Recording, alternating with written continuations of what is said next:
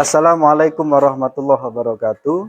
Yang terhormat kepada dosen penguji uji kinerja, perkenalkan nama saya Ahmad Farid Zulfikar, guru Sejarah Kebudayaan Islam MAN 1 Mojokerto, yang juga mahasiswa LPTK PPG LPTK IAIN Curup BAT 1 tahun 2025, yang pada kesempatan kali ini akan menyampaikan materi tentang perkembangan ilmu pengetahuan pada masa dinasti Abbasiyah yang dengan menggunakan model pembelajaran problem based learning. Yuk ikuti video kami untuk mengetahui bagaimana pembelajaran yang kami laksanakan. Terima kasih. Assalamualaikum warahmatullahi wabarakatuh. Waalaikumsalam warahmatullahi wabarakatuh. Bagaimana kabarnya anak-anak hari ini? Baik, alhamdulillah. Oke, ada yang nggak masuk hari ini? Ada. Siapa? Kita absen terlebih dahulu ya. KMP 3. Abdul Aziz Muslim. Oke. Albin Ahmad Danis. Alif Abraham. Amelia Rianita. Aminah Hafidotul. Mari kita berdoa terlebih dahulu sebelum kita mulai pembelajaran. Sudah siap semua anak-anak ya? Sehat semua ya? Mari kita awali dengan baca basmalah dan berdoa bersama-sama. Bismillahirrahmanirrahim. Subhanaka la ilma lana illa ma 'allamtana innaka antal alimul hakim. Bismillahirrahmanirrahim. Alhamdulillahirabbil alamin wa bihi nasta'in wa ala umuri dunya waddin. Wassalatu wassalamu ala asrofil anbiya'i wal mursalin sayyidina Muhammadin wa ala alihi washabihi ajmain. Amma ba'du. Ingkang kawula banggaaken siswa-siswi kelas 10-3. Syukur alhamdulillah siang hari ini kita semuanya masih diberikan kesehatan dan kesempatan oleh Allah Subhanahu wa taala sehingga kita dapat menjalani aktivitas kita sehari-hari, khususnya dalam kegiatan belajar mengajar. Mudah-mudahan di tempat yang penuh berkah ini kita semuanya selalu mendapatkan rahmat, hidayat, maghfirah Allah Subhanahu wa taala. Sholawat ma'asalam mugi tetap kita haturkan kepada junjungan kita semuanya, Nabi Agung Muhammad Sallallahu Alaihi Wasallam, yang pastinya kita tunggu-tunggu syafaatnya min hada ila yaumil qiyamah. Mudah-mudahan berkah kita selalu baca sholawat, kita semuanya nanti mendapat syafaat dan diakoni umat Kanjeng Nabi Muhammad Sallallahu Alaihi Wasallam.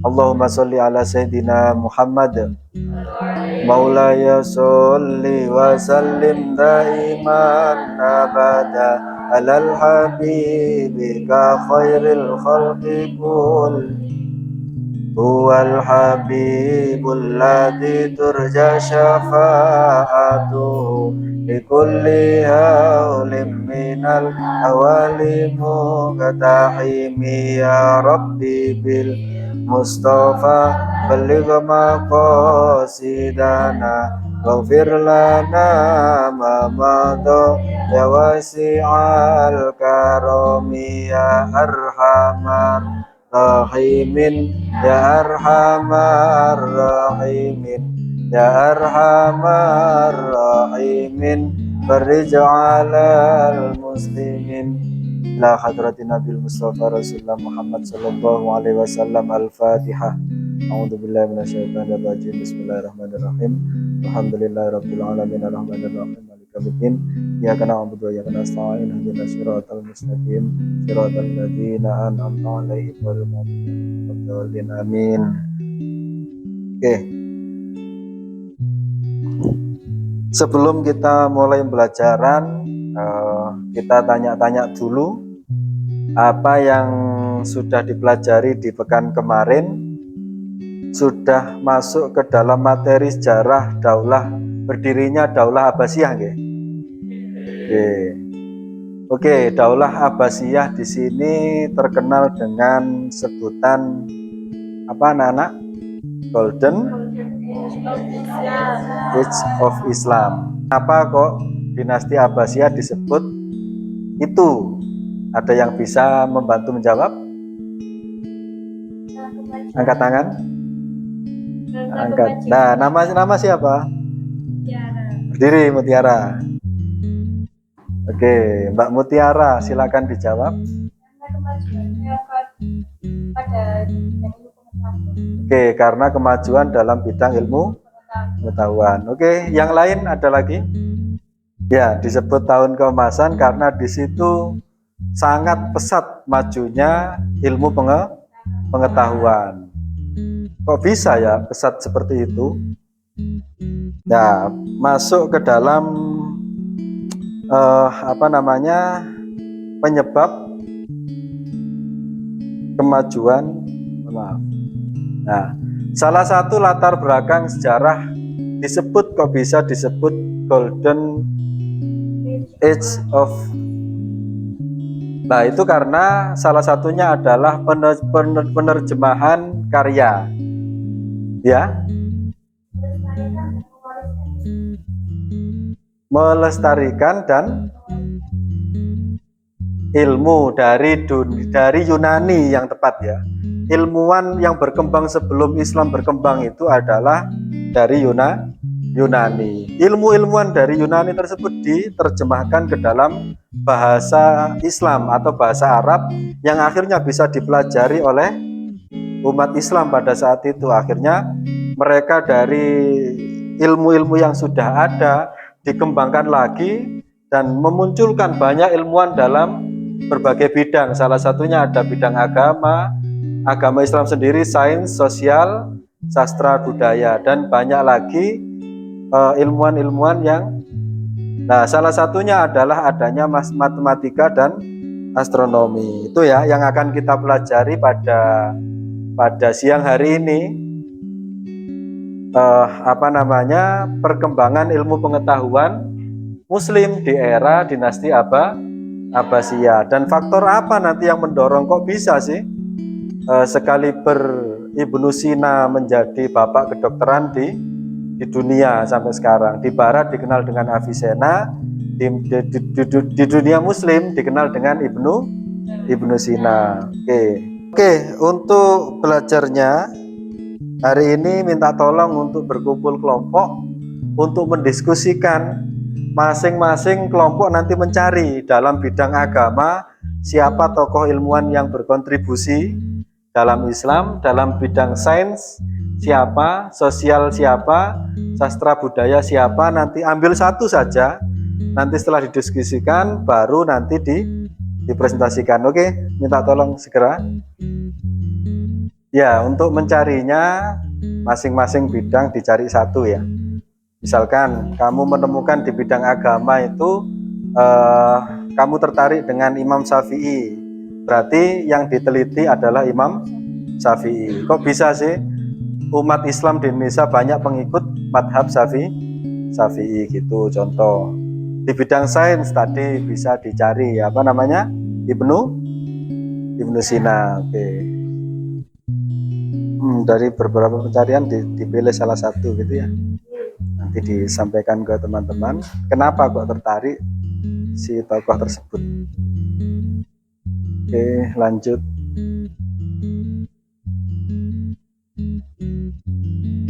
Sudah ketemu berapa tokoh? Apa?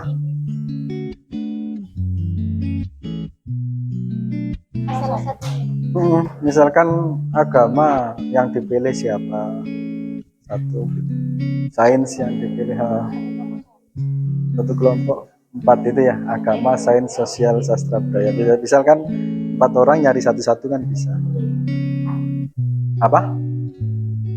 Milih satu. Pilih satu. Dari bidang agama yang diambil satu, dari bidang sains satu, sosial satu. Nanti di rumah dikembangkan ya, dicari tahu semuanya. Assalamualaikum warahmatullahi wabarakatuh. Waalaikumsalam.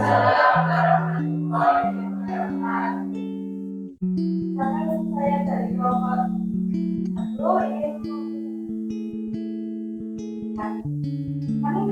dalam bidang agama kami memiliki utama beliau adalah ulama sejarawan dan kami beliau karena dia membuka wawasan tentang agama ya mengajarkan pentingnya toleransi dan Oke, tepuk tangan ya. Boleh kembali ke tempat duduk. Waalaikumsalam warahmatullahi wabarakatuh. Satu mungkin dari laki-laki. Boleh perkenalan terlebih dahulu. Assalamualaikum warahmatullahi wabarakatuh. Waalaikumsalam.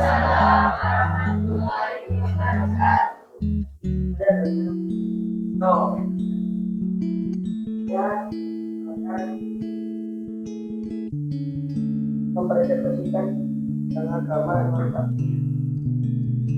tapi pendirimu seperti ini merupakan metode sistematis penatapan hukum Islam berdasarkan Al-Quran dan Hadis. Oke, terima kasih. Ditutup dulu, Mas Doni. Iya. Assalamualaikum warahmatullahi wabarakatuh. Waalaikumsalam warahmatullahi wabarakatuh. Tepuk tangan tuh, Mas Doni. Oke, anak-anak, dari hasil presentasi tadi dari dua kelompok ya yang mewakili itu, yang pertama tertarik dengan Al-Ghazali ya. Al-Ghazali ini yang paling populer, memang kitabnya adalah Ihya Ulumuddin, dan sampai sekarang bahkan ya di pesantren-pesantren itu masih diajarkan. Apabila kulo kan sering matur, mugi-mugi kita semuanya selalu mendapatkan rahmat, hidayah, maghfirah. Nah, Al-Ghazali kebetulan juga menciptakan sebuah kitab yang berjudul Bidayatul Hidayah.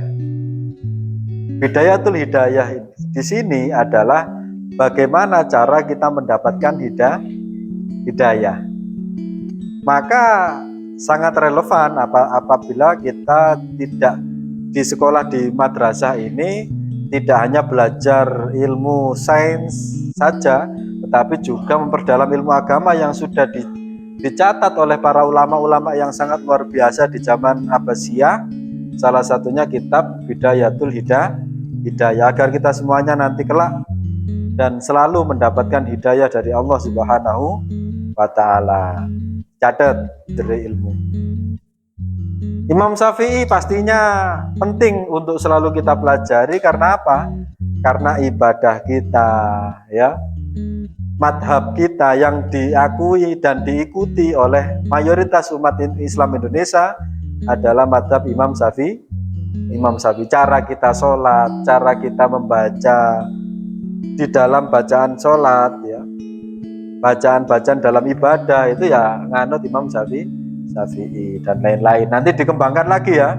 Selain dua tokoh ini, nanti di rumah dicari-cari lagi siapa aja tokoh yang sampai sekarang masih berpengaruh dan diikuti ajarannya. Itu ya penguatan dari kami bahwa kita terus mencari tahu tokoh-tokoh ilmuwan muslim di era Abbasiyah untuk nantinya kita kembangkan, bahwa kita ini selaku penerus perjuangan Islam harus lebih apalagi ya, lebih mengembangkan ilmu yang ada pada sekarang, apalagi sekarang di era digital. Oke, kami tuliskan di sini ya, faktor pendukung perkembangan. Kenapa sih kok ilmu pengetahuan itu bisa berkembang? Yang pertama, adanya dukungan khalifah. Dukungan pemerintah itu penting. Misal pemerintah memberikan bangunan yang seindah ini yang kita rasakan sekarang, sukuk ya. Kira-kira belajar nyaman nggak? Nyaman, ya kan? Yang kedua adalah toleransi budaya, harmoni antar agama. Alhamdulillah negara kita itu negara yang Bhinneka Tunggal Ika, berbeda-beda tetapi tetap sah. Yang ketiga, semangat riset, mendorong pengembangan ilmu pengetahuan secara sistematis. Kenapa sih kok tugas-tugas guru sekarang kok aneh-aneh, membuat makalah ya, analisis jurnal? Karena mau diarahkan ke arah riset, peneliti. Simpulan ya, dinasti Abbasiyah adalah puncak peradaban dan ilmiah Islam. Makanya disebut keemasan Islam. Warisan abadi ilmu tahun mereka terus menginspirasi hingga kini ya. Seperti yang kita jelaskan tadi, Ihya Ulumuddin, Bidayatul Hidayah, Matematika, Aljabar, Angka Nol, Imam Syafi'i dalam kitab fikihnya itu digunakan sampai sekarang dan masih relevan. Warisan abadi, inspirasi modern, mendorong pengembangan ilmu dan teknologi masa depan. Oke anak-anak, sekarang kita evaluasi, refleksi diri apa yang kita pelajari dengan mengerjakan UKBM. Di halaman berapa? Oke, dikerjakan halaman 32 sampai 35 itu ya. Oke.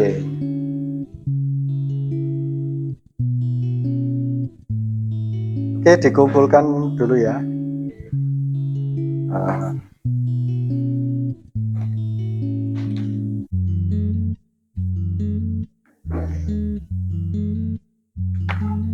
Sebelum kita tutup pembelajarannya, Pulau minta tolong satu anak untuk menyampaikan apa yang didapatkan hari ini sebagai bahan refleksi kita semuanya.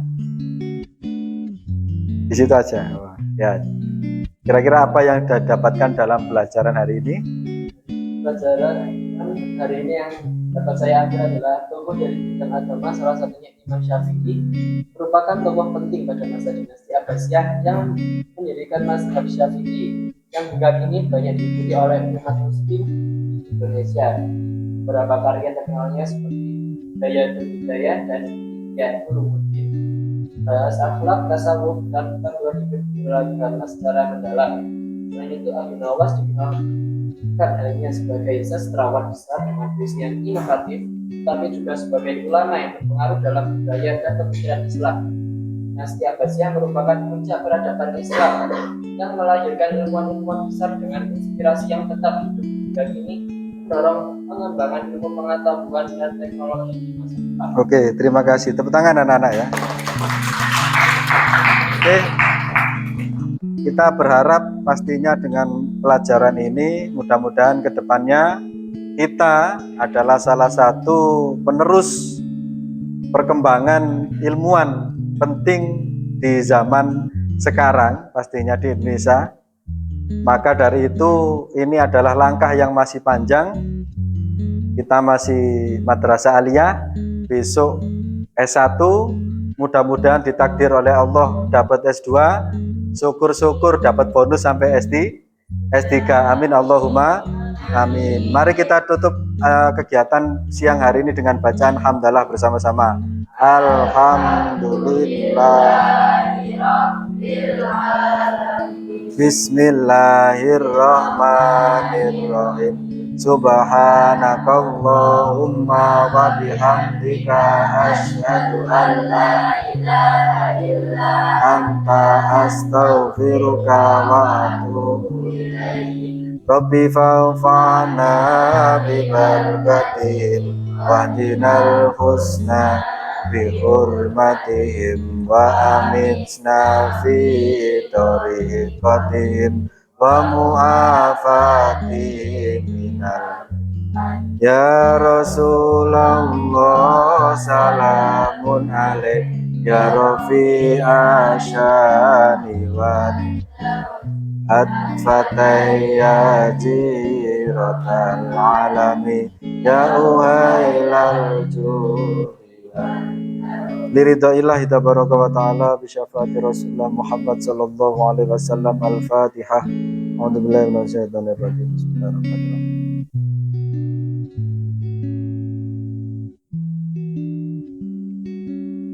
Kirang langkungnya kula nyuwun agungipun pangapunten. Ihdinas siratal mustaqim wallahul muwaffiq ila aqwamit thoriq. Assalamualaikum warahmatullahi wabarakatuh. Waalaikumsalam.